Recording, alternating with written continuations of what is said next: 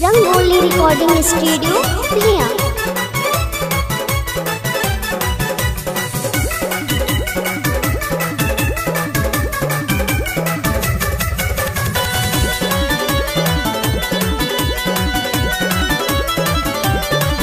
मन के बात हम कैसे बताई, देवरा कहले बराते चढ़ाई, देवरा कहले बराते चढ़ाई। मन के बात हम कैसे बताई, देवरा कहले बराते चढ़ाई। देह दुखे बदन पोरे पोरे रे माई रे माई, दर्द तो सहल न जाई। देले बदहिया छाती झोरे रे माई रे माई, दर्द तो सहल न जाई। देले बदहिया छाती झोरे रे माई रे माई।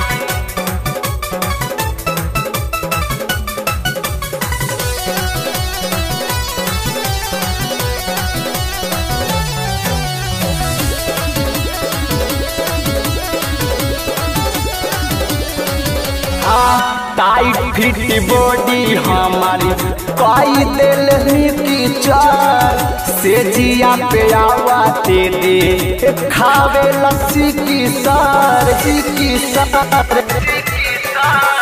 टाइट फिट बॉडी हमारी कोई दे तमी की चार से जिया पे आवा तेरे खावे लस्सी की सार। कितनो भागी के जाने बचाई, ओकरा जहली से बच नहीं पाई, ओकरा जहली से बच नहीं पाई। कितनो भागी के जाने बचाई, ओकरा जहली से बच ना पाई।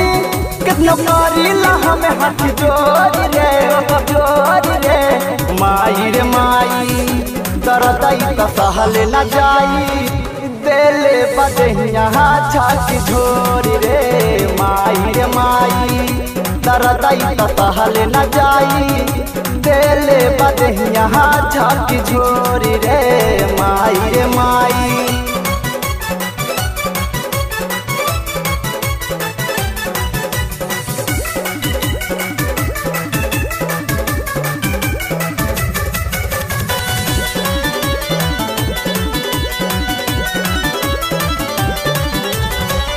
देवरा अनु के हो कैसे समझाई, साथवा मेरा कुल देख बात दा बताई, बात दा बताई।